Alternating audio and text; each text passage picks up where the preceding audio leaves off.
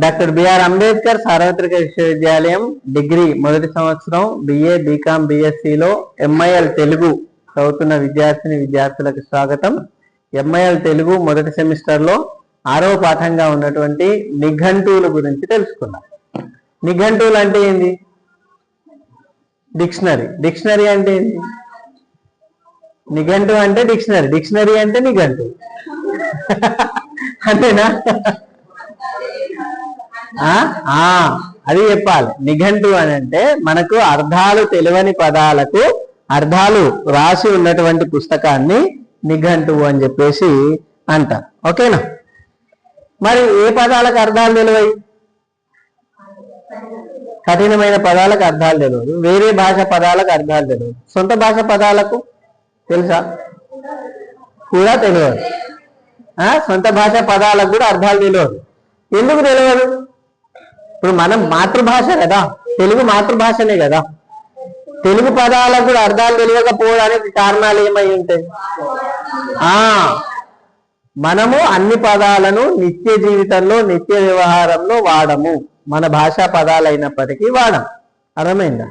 కాబట్టి ఆ పదాలకు అర్థాలు మనకు తెలియదు. ఒకటి వాడుకలో లేకపోవడం, రెండోది అవి కఠిన పదాలు అయి ఉండడం, మూడోది ఆ వృత్తి మనకు సంబంధం లేని ఉండొచ్చు. ఇందాక మనం చెప్పుకున్నాం, హౌస్లలో ఒక రకమైన భాష మాట్లాడతారు, కుమ్మరోళ్ళు, పద్మశాలీలు, బ్రాహ్మణులు ఇట్లాంటి ఒక్కొక్క వృత్తి చేసే వాళ్ళు ఒక్కొక్క రకమైనటువంటి పదాలు వాడుతూ ఉంటారు. ఆ వృత్తిలో మనం లేని కాబట్టి ఆ పదాలు మనకు తెలియదు.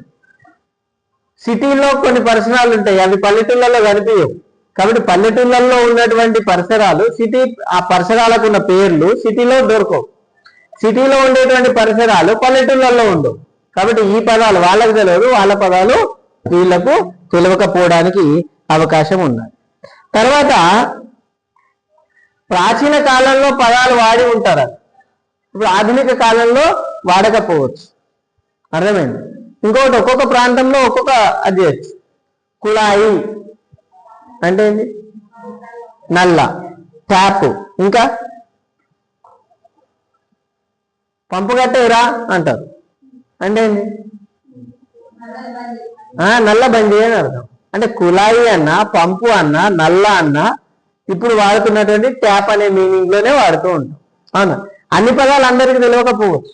అంటే మాండలికాలు, ఇందాక మనం చెప్పుకున్నటువంటి మాండలికాలు కూడా పదాలకు అర్థాలు తెలియకపోవడానికి అవకాశము ఉన్నది. కాబట్టి తర్వాత ఇంకొన్ని ఉంటాయి. ఇప్పుడు తెలుగులో చూస్తే ఆదేశము, ఆగమము అంటూ ఉంటారు, ఏకాదేశము, దిరుక్తము అంటారు. ఇవేం పదాలు? ఎవరికి తెలుస్తుంది? మువర్ణమ్మునకు పుంపులగు అంటారు. అగు అంటే అర్థం ఏంది? అకారమునకు సంధి బహుళము అంటారు. బహుళము అంటే ఏంది? ఉత్తునకు సంధి నిత్యము అంటారు. నిత్యము అంటే ఏంది? నిత్యము అంటే ప్రతిరోజు అని మనకు మీనింగ్. కానీ ఉత్తునకు సంధి నిత్యము అనే దాంట్లో ఈ ప్రతిరోజుకి మన సంబంధం ఉందా? దీన్ని ఏమంటారు అంటే పారిభాషిక పదాలు అంటారు. అర్థమైందా? పారిభాషిక పదాలు. ఉదాహరణకి సెల్ అనే పదం ఉందనుకో. సెల్ అంటే అర్థం ఏంది? సెల్ అంటే కణము, సెల్ అంటే సెల్ ఫోను, సెల్ అంటే అమ్మడం, అది సేల్. ఇది నేను అన్నది సెల్. సెల్ అంటే కణము, వాచ్లో వేసుకునే బ్యాటరీ సెల్. ఓకేనా? సెల్ అంటే సెల్ ఫోన్. సెల్ అంటే జైల్లో ఉండేటువంటి సెల్. ఇప్పుడు ఇట్లా డబ్బా గీసినప్పుడు దీంట్లో ఉండే ఇదొక సెల్. అర్థమైందా? సెల్ అనే దానికి సోషల్ వాళ్ళు ఒక మీనింగ్ చెప్తారు, సైన్స్ వాళ్ళు ఒక మీనింగ్ చెప్తారు, ఫిజిక్స్ వాళ్ళు ఒక మీనింగ్ చెప్తారు, బాటనీ వాళ్ళు ఒక మీనింగ్ చెప్తారు, జియాలజీ వాళ్ళు ఒక మీనింగ్ చెప్తారు. ఒరిజినల్ మీనింగ్ ఏంది?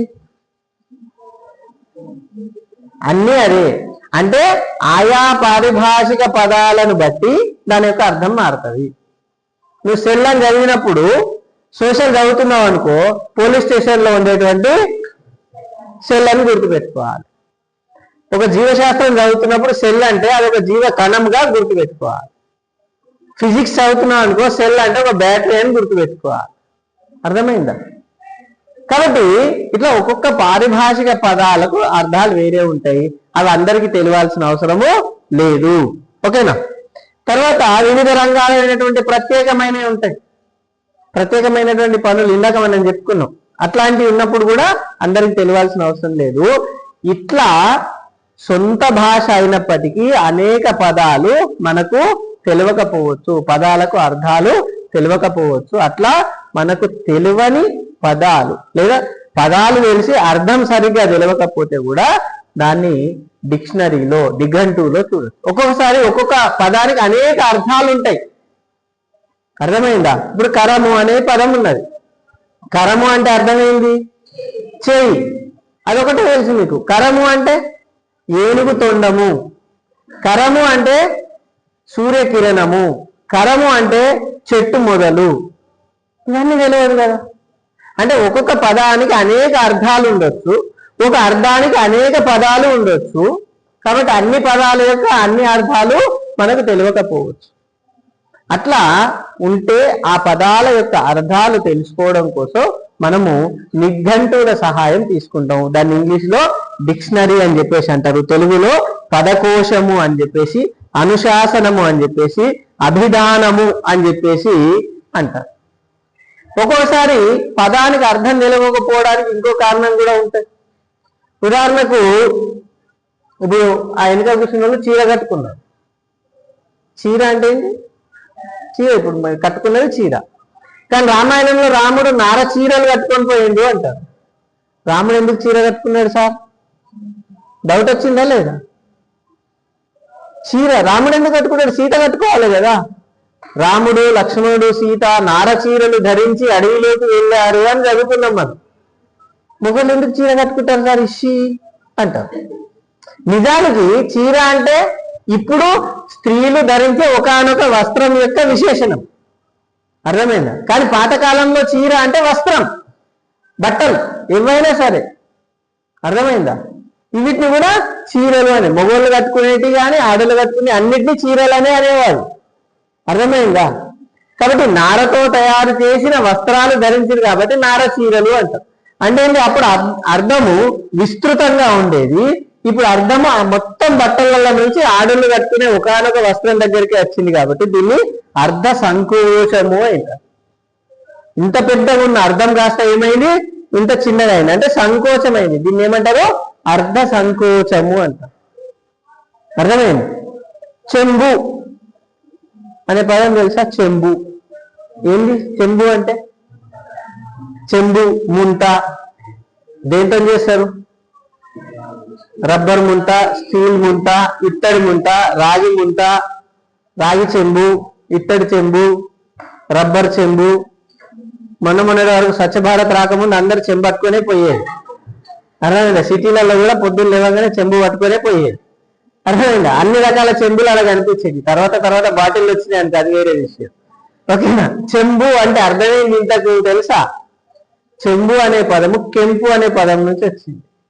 కెంపు అంటే రాగి చెంబును మాత్రమే చెంబు అనాలి. రాగితో తయారు చేసినటువంటి పాత్రనే చెంబు అనాలి. కానీ మనం ఏమంటున్నాం? రాగి చెంబు, ఇత్తడి చెంబు, స్టీల్ చెంబు, ప్లాస్టిక్ చెంబు అన్ని చెంబులు అయిపోయింది. అంటే చిన్న ఉండే అర్థం ఏమైంది? పెద్దదైంది. అవునా? దీన్ని ఏమంటే అర్ధ విస్తృతి అని చెప్పేసి అంటారు. అర్థమైందా? ఇప్పుడు ఎవరైనా ఉపన్యాసం మొదలు పెట్టే ముందు సభికులకు నమస్కారం అంటారు. ఏమంటారు? సభికులకు నమస్కారం అంటే అందరు కూడా మమ్మల్ని మాకు నమస్కారం పెట్టిందని. నిజానికి సభికులు అంటే అర్థం తెలుసా? పాతకాలంలో జూదము ఆడే వాళ్ళని సభికులు అనేవాళ్ళు. అర్థమైందా? జూదం అంటే పత్తాలాట. అర్థమైందా? బెట్టింగ్. ఇప్పుడు బెట్టింగ్ కదా, పైసలాడు, పత్తాలాడు, అదేంది పాచికలాడు, ఇవన్నిటిని జూదం అనేవారు. అంటే ఉత్త పుణ్యానికి కూర్చొని పైసలు సంపాదించేది జూదం. ఎవరికి వస్తుంది ఎవరికి పోతుంది అని గ్యారంటీ లేనిది జూదం. ఇప్పుడు బెట్టింగ్ లాగా వాళ్ళని మాత్రమే సభికులు అనేవాళ్ళు. అంటే అప్పుడు అది తిట్టుపదము, ఇప్పుడు ఏమైంది? గౌరవవాచకమైంది. అంటే అర్ధ గౌరవము అయింది. అప్పుడున్న అర్థం నీచార్థంలో వాడేది, ఇప్పుడు దాన్ని ఏం చేసిరు? గౌరవార్థకంగా వాడుతున్నారు. అంటే అర్ధ గౌరవం పెరిగింది. అవునా? ఇప్పుడు వాడుతే ఛాందసుడు రబై అంటాడు. ఛాందసుడు అంటే అర్థం ఏంటి? ఛాందసుడు వాడుత ఛాందసుడు రబై అంటాడు. మబ్బుగాడు కాదు, నువ్వు మబ్బుగాడు కదా. ఛాందసుడు అంటే చెప్తే వినడు, ఏదో అన్ని రూల్ ప్రకారమే పోవాలి అంటాడు, నస పెడతాడు అనే మీనింగ్ లో ఇప్పుడు వాడుతున్నాడు. ఛాందసుడు అంటే అర్థం ఏంటంటే ఒకప్పుడు పండితుడు, బాగా తెలిసిన వాడు, శాస్త్ర జ్ఞానం కలిగిన వాడు ఛాందసుడు. ఇప్పుడు ఏమైంది? నసవెట్టేటోడు ఛాందసుడు అంటున్నాడు. ఇట్లనే ఎట్లా అంటారు చూడు, కుడికాలు కుడికాలు కుడికాలు పెట్టి అంటారు చూడు, ఇలా ఛాందసులు అంటారు కదా. ఇట్లాంటి వాళ్ళని ఏమంటారు? ఛాందసులు అంటారు. కానీ నిజానికి ఛాందసుడు అంటే అర్థం ఏంటి? శాస్త్ర జ్ఞానము కలిగిన వాడు. ఒకప్పుడు బాగా గౌరవంతో కూడినటువంటి అర్థము ఇప్పుడు ఏమైంది? నీచార్థంలో వాడుతున్నారు. కాబట్టి దాన్ని అర్ధాపకర్ష అని చెప్పేసి అర్థం. అంటే అర్ధ సంకోచము, అర్ధ వ్యాకోచము, అర్ధ గౌరవము, అర్ధాపకర్ష ఇట్లాంటి అనేక రకాల కారణంగా కొన్ని పదాలలో అర్థాలలో మారుతూ ఉంటాయి. దాని కారణంగా కూడా మన సొంత భాష పదాలు మనకు అర్థం తెలియకపోవచ్చు. అర్థమవుతుంది? ఇదంతా ఎందుకు చెప్పినా, సొంత భాషలో ఉండి కూడా కొన్ని పదాలకు మనకి ఎందుకు అర్థం తెలియదు అంటే ఇన్ని కారణాలు ఉండొచ్చు. ఓకేనా? తర్వాత కొన్ని సాహిత్యంలో మాత్రమే కనిపిస్తూ ఉంటాయి, అవి సమాజంలో కనిపించకపోవచ్చు. సమాజంలో కనిపించే పదాలు సాహిత్యంలో కనిపించకపోవచ్చు.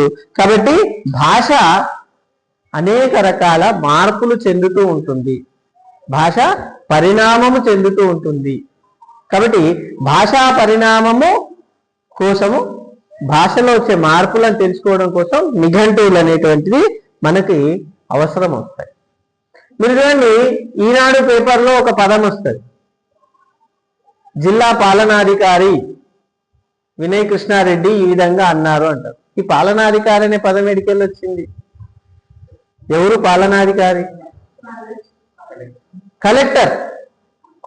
అవునా? జిల్లా కలెక్టర్ని ఈనాడు వాళ్ళు ఏం రాస్తారు? పాలనాధికారి అని రాసిస్తారు. అంటే కొత్త పదం పుట్టింది. అర్థమైందా? కలెక్టర్, అందరు కలెక్టర్ కలెక్టర్ కలెక్టర్ అనేవాళ్ళు ఇప్పుడు దానికి తెలుగులో ఏమన్నా అనాలి? కలెక్టర్ అనేది ఇంగ్లీష్ పదం కదా. యాక్చువల్గా కలెక్టర్ అంటే వసూలు చేసేటోడు అని అర్థం. ఇంగ్లీష్ వాళ్ళు ఉన్నప్పుడు పన్నులు వసూలు చేసేటోడు కలెక్టర్. అర్థమైందా? అవునా? ట్యాక్సెస్ కలెక్ట్ చేసేవాడు కలెక్టర్. కానీ ఇవాళ కలెక్టర్ అదే చేస్తుందా? అర్థమైందా? మొత్తం పరిపాలన చూస్తున్నాడు. అవునా కదా? అంటే భాషలో అవసరాన్ని బట్టి కొన్ని కొత్త పదాలు వస్తూ ఉంటాయి. కలెక్టర్కు పాలనాధికారి అనేటువంటి పదం వచ్చినట్లుగా ఇట్లా నూతన పదాలు కూడా వస్తూ ఉంటాయి. ఈ పదాలకు అర్థాలు తెలుసుకోవాలి అని అంటే ఏం కావాలి? డిక్షనరీ కావాలి, నిఘంటువులు కావాలి. ఓకేనా? తర్వాత ఈ డిక్షనరీలో కేవలం అర్థాలు మాత్రమే ఉంటాయా? డిక్షనరీలో కేవలం అర్థాలు మాత్రమే ఉంటాయా? అర్థాలు మాత్రమే ఉంటే ఇంత పెద్దగా అవుతుందా? ఇంత పెద్ద డిక్షనరీ అవుతుందా? కాదు కదా. కాబట్టి అర్థాలతో పాటు ఏముంటాయి? దీంట్లో వివరణ కూడా ఉంటుంది. ఆ పదము ఎప్పుడు వాడిండ్రు, ఏ సందర్భంలో వాడాలి, దానికి ఉన్నటువంటి ప్రత్యేకమైనటువంటి అర్థం ఏమన్నా ఉందా అనేది కూడా మనకు తెలుస్తూ ఉంటాయి. తర్వాత ఒక్కొక్కసారి మనకి ఏది కరెక్ట్? మౌలిక అనే పదం ఉందనుకోండి. మౌలిక ఇది కరెక్టా? మౌలిక ఇది కరెక్టా? ఇది కరెక్టా? ఇది కరెక్టా? కృష్ణ ఇంత కన్ఫ్యూజ్ అవుతున్నాను. మరి ఇది తెలియాలంటే నేను ఇది చెప్పినా మీరు ఇది చెప్పిరు, లేదా మీరు ఇది చెప్పిరు నేను ఇది చెప్పినా, మీరు కరెక్టా నేను కరెక్టా? ఎట్లా? ఎందుకైతుంది? నేను కూడా తప్పు కావచ్చు కదా ఒక్కొక్కసారి. నాకు కూడా డౌట్ వస్తే ఎట్లా చూడాలి? డిక్షనరీలో చూడాలి. అర్థమైందా? నాకు కూడా డౌట్ వస్తే దేంట్లో చూస్తా? డిక్షనరీలో చూడాలి, నిఘంటువులో చూడాలి. అంటే ప్రామాణిక రూపం ఏంది?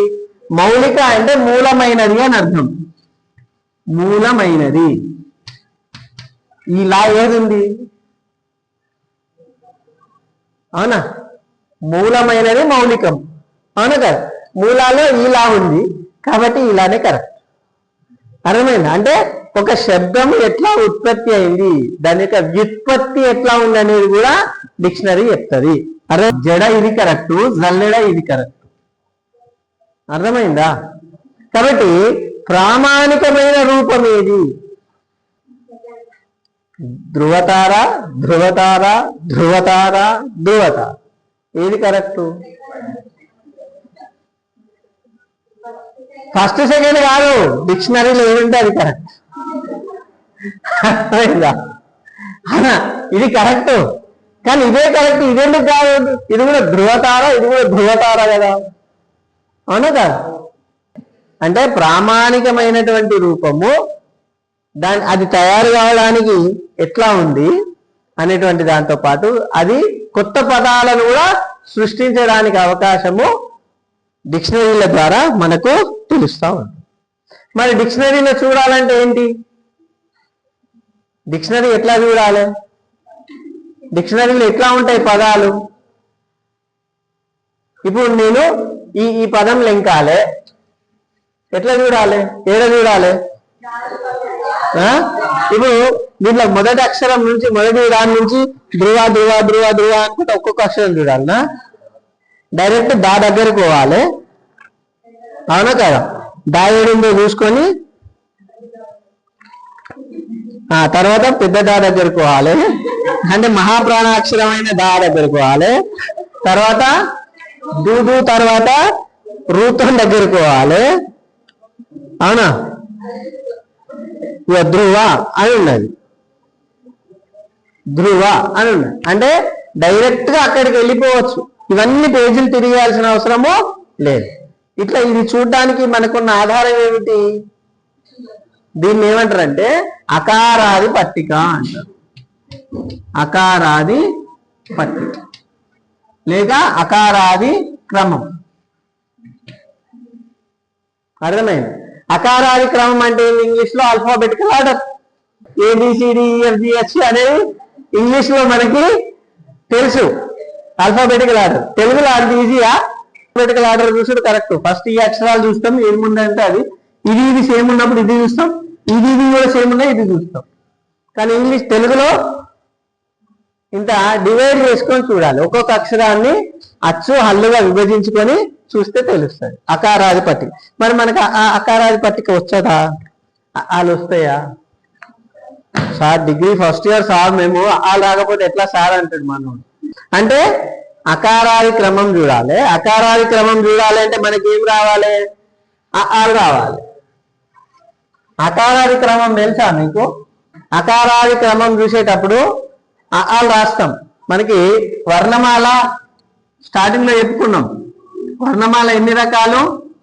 అచ్చులు, ఉభయాక్షరాలు, హల్లులు, అంతే కదా?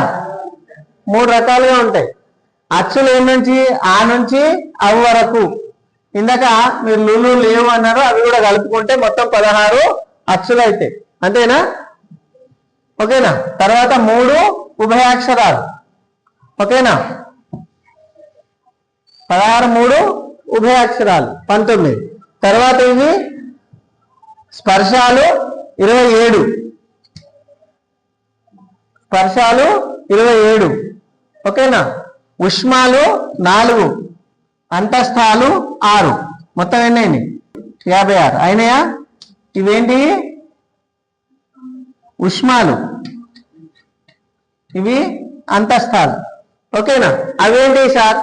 ఇవి మళ్ళా వర్ణమాలలో అచ్చులు 3 రకాలు. వర్ణమాలలో అచ్చులు 3 రకాలు: హ్రస్వాచ్చులు, దీర్ఘాచ్చులు, కృతమచ్చులు. అవి తర్వాత నేర్చుకోవచ్చు. ఉభయాక్షరాలు అరసున్న, సున్న, విసర్గ. వరుస క్రమం ఇదే: అ ఈ ఉ రు లుల్లు, ఏ ఐ ఓ ఔ. ఈ వరుస అచ్చుల వరుస. తర్వాత అరసున్న, సున్న, విసర్గ. ఆ తర్వాత కక్క, గగ్గ, ఇన్య. ఇక్కడ రావాల్సింది చాత్స, జ,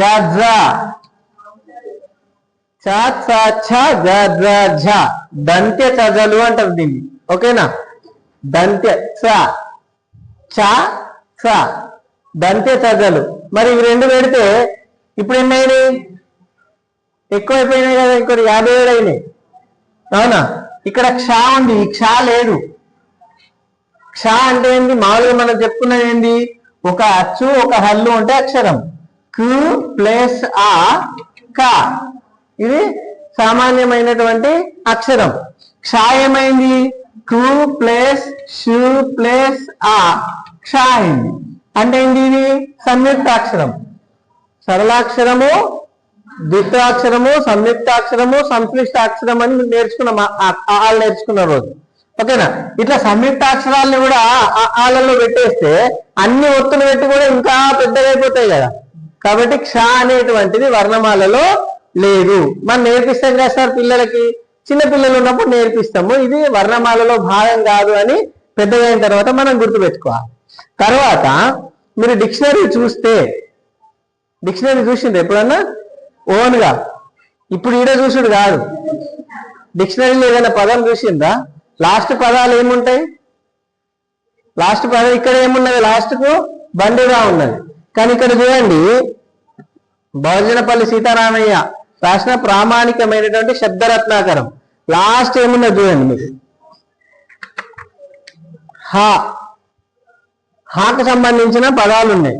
హ్లాదము, అవునా? హ్లాదనము అనే పదం చివరి పదంగా ఉంది దీంట్లో. మరి హా తర్వాత అలా ఉంది, రౌతు ఉంది.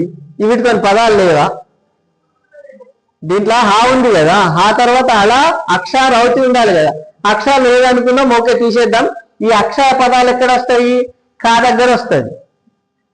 కా దాంట్లోనే క్ష అనే పదాలు కూడా వస్తాయి. మరి హా అనేది అంటే మనకి అకారాది క్రమంలో చేసేటప్పుడు ఇక్కడ ఉష్మాలు అనుకున్నాం కదా. ఉష్మాలు ఏంటి? శేష, సాహ, ఇవి చివరి. దీనికంటే ముందు అంతస్థాలు ఉంటాయి. ఏంటి? యారా, రా, లాళావా. అర్థమైందా? ఇక్కడ ఉంది కదా యారా, ఇక్కడ రా వస్తుంది, లా ఇక్కడ లా వస్తుంది. అంటే అకారాది పట్టికలో అంతస్థాలు, ఉష్మాలు, స్పర్శాలు. హల్లులు మూడు రకాలు: స్పర్శాలు, అంతస్థాలు, ఉష్మాలు. ఆ వరుస క్రమం చూసుకుంటే రా దగ్గరనే బండిరా వస్తుంది, లా పక్కన అలా వస్తుంది. అవునా? కాబట్టి మనం ఇన్ని రోజులు నేర్చుకున్న యారా, లావా, శేషాసాహ, అలా, అక్షరావతి అనేది డిక్షనరీ చూడడానికి పనికిరాదు. యారా, లావా ఈ 6 అంతస్థాలు. ఓకేనా? శేషాసాహ, ఉష్మాలు ఈ వరుసలోనే మనం చూడాలి. కాబట్టి మనం డిక్షనరీ చూడాలి అని అంటే మనకి అకారాది క్రమము తెలియాలి. ఈ అకారాది క్రమంలోనే చూడాలి. ఇక్కడ డౌట్ వచ్చినప్పుడు ఈ అక్షరాలను ఇట్లా విడదీసుకొని ఏది ముందు ఏది వెనుక అనేది చూసుకుంటే నిఘంటువు చూడడం మనకు సులభము అవుతుంది. తర్వాత మెలకువలు అంటే ఇవే ఇట్లాంటివి. తర్వాత ఇక్కడ మనం ఈ అక్షరం కాగానే అరసున్నా, తర్వాత సున్నా, విసర్గ, తర్వాత మిగతావి వస్తూ ఉంటాయి. ఓకేనా? ఉత్పాదనము అని ఉంది. ఇక్కడ ఉత్పాదనము అనే పదం ఉంది. ఈ ఉత్పాదనం పక్కన సం, వి, ఆ, నా అపాదానము కలిగించుట అనే అర్థం ఉన్నది. ఇదేంటి? చిన్న చిన్న అక్షరాలు సం, వి, ఆ, సా, ఇక్కడ పైన సం, పుం, తర్వాత క్రీ, తర్వాత వినా అని ఉన్నాయి. ఇవేంటి? ఇట్లా ఒక పదం ఇచ్చి ఆ పదం పక్కన ఉన్నటువంటి అక్షరాలని ఏమంటాము అంటే ఆరోపము అంటాం. ఆరోపము అంటే ఏంటి?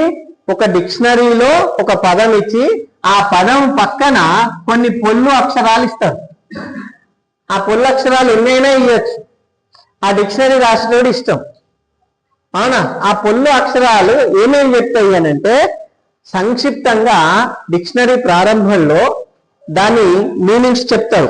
సంజ్ఞ, వివరాల పట్టిక అని ఇస్తారు. ఈ ఆరోపంలో ఉన్నటువంటి చిన్న చిన్న అక్షరాలకి వివరణ అన్నమాట.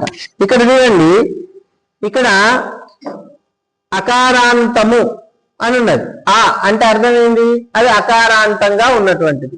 ఈ అంటే ఇకారాంతము, ఊ అంటే ఉకారాంతము, రు అంటే రుకారాంతము. ఇట్లా ఒక్కొక్క అక్షరం పెడితే ఆ నుంచి అవు వరకు ఉన్నటువంటి అక్షరాలు ఏది పెట్టినా ఆ అక్షరంతోనే ఆ పదము ఎండ్ అవుతుంది, ముగిస్తుంది అని అర్థం. తర్వాత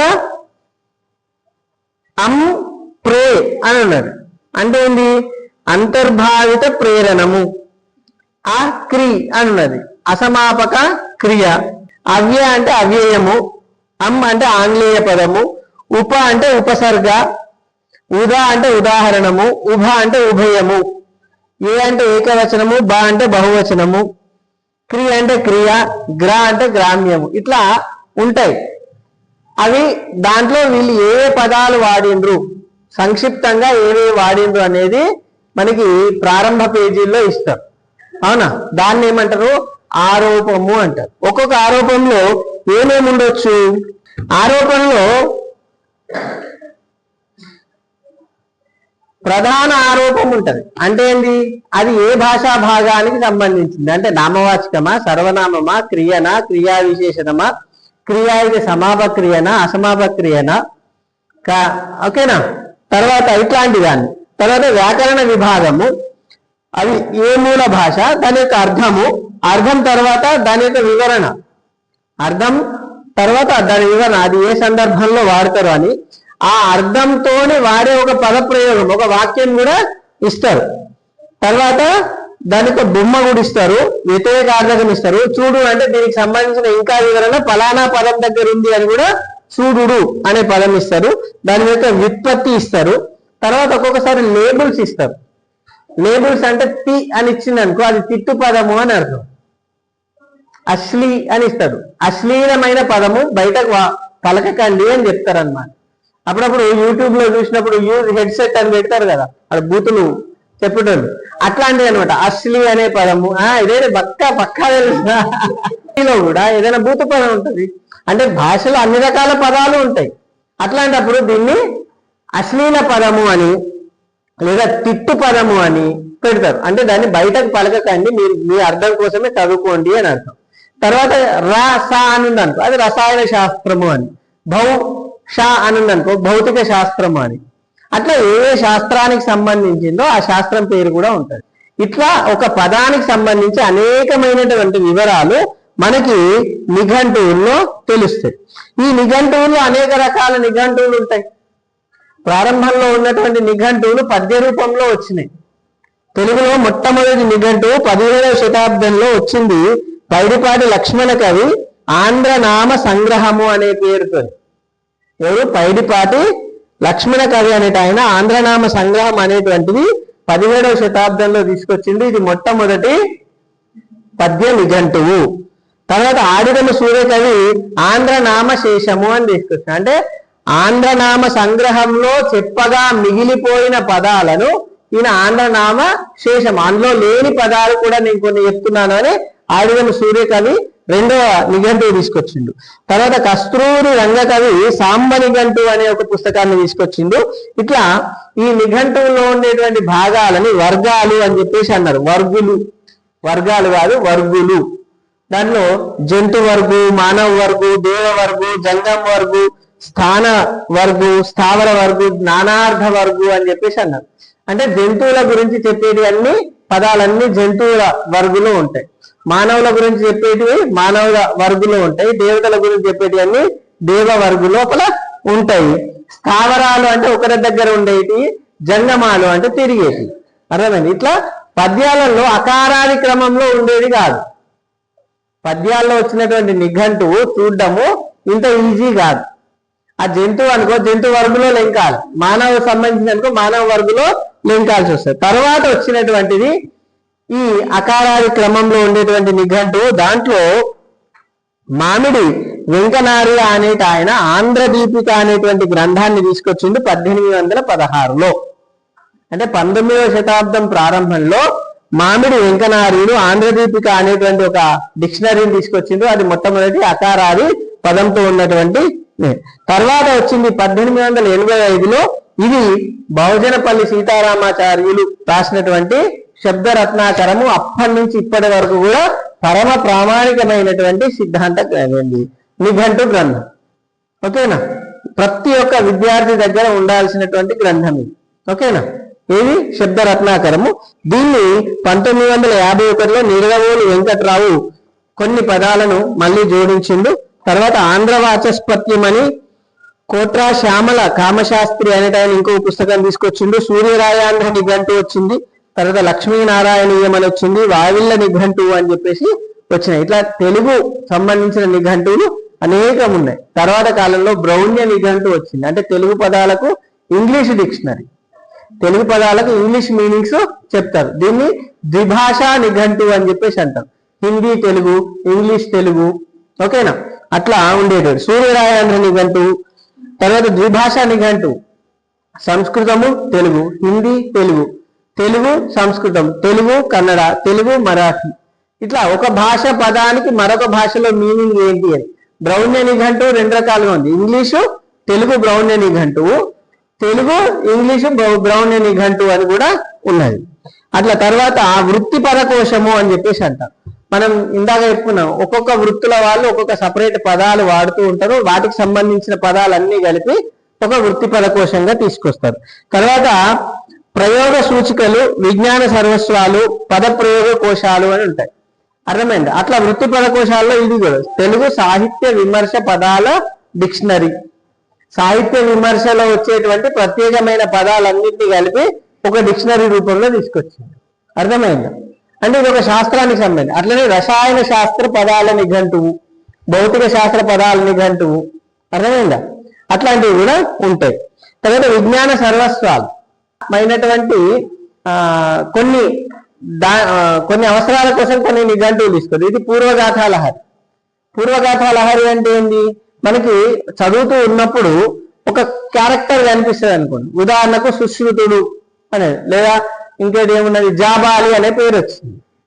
ఈ జాబాలి అనేటోడు ఎవడు? రామాయణంలో ఉన్నాడా, భారతంలో ఉన్నాడా, పురాణాలలో ఉన్నాడా, వేదాలలో ఉన్నాడా, వాడు ఎక్కడెక్కడ ఉన్నాడు అనేటువంటి క్యారెక్టర్స్ అన్ని కూడా మనకి ఈ పుస్తకాల్లో దొరుకుతాయి. ఉదాహరణ చూద్దాం. ఇక్కడ జరవీరుడు అనే ఉంది అనుకోండి. ఈ జరవీరుడు హిరణ్యాక్షుని యొక్క కొడుకు, భాగవతంలో వీడి పేరుంది అని రాసింది. అట్లా మనకి జాబాలి రామాయణంలో వస్తాడు, అర్థమైందా? సంపాతి రామాయణంలో వస్తాడు, అర్థమైందా? సో ఇట్లా ఒక్కొక్క క్యారెక్టర్, దీంట్లో క్యారెక్టర్ పేర్లు ఉంటాయి. అకాలాది క్రమంలో వాళ్ళు ఏ పుస్తకాలలో వచ్చిందో, వాళ్ళ కథ ఏంటి, వాళ్ళు ఎవరో కొడుకు ఏం చేసిందో అనేటువంటిది మనకి దీంట్లో కనిపిస్తుంది. ఇది కూడా పూర్వగాథలు అని ప్రాచీన సాహిత్యం చదివే వాళ్ళకి ఇది కంపల్సరీ అవసరము. ఇప్పటి వరకు నిఘంటు అంటే ఏంటి తెలుసుకున్నాము, నిఘంటు వల్ల ఏమేమి ప్రయోజనాలు ఉన్నాయో తెలుసుకున్నాము, నిఘంటు చూసే పద్ధతిని తెలుసుకున్నాము. తర్వాత తెలుగు వర్ణమాలలో అకారాది క్రమం ఎట్లా ఉంటది అనేది తెలుసుకున్నాము. పీఠిక ఇందాక నేను చూపించిన కదా, ఆ పీఠికలో ఏ పొల్లు అక్షరానికి ఏం మీనింగ్ అనేది చెప్పుకునేటట్టు దాన్ని పీఠికలో రాస్తారు అని చెప్పుకున్నాము. తర్వాత పద్య నిఘంటువులు, అకారాది క్రమ నిఘంటువులు, ద్విభాష నిఘంటువులు, వృత్తి పదకోశాలు, ప్రయోగ సూచికలు, విజ్ఞాన సర్వస్వాలు అని అనేక రకాలుగా నిఘంటువులు ఉంటాయి అని చెప్పినాము. ఒక్కొక్క నిఘంటువుకి ఒక్కొక్క ప్రయోజనం ఉంటుందని కూడా చెప్పుకున్నాం. ఓకేనా? ఇంకా దీంట్లో ఏమైనా డౌట్స్ ఉన్నాయా? ఇది నిఘంటువుకి సంబంధించినటువంటి విషయం.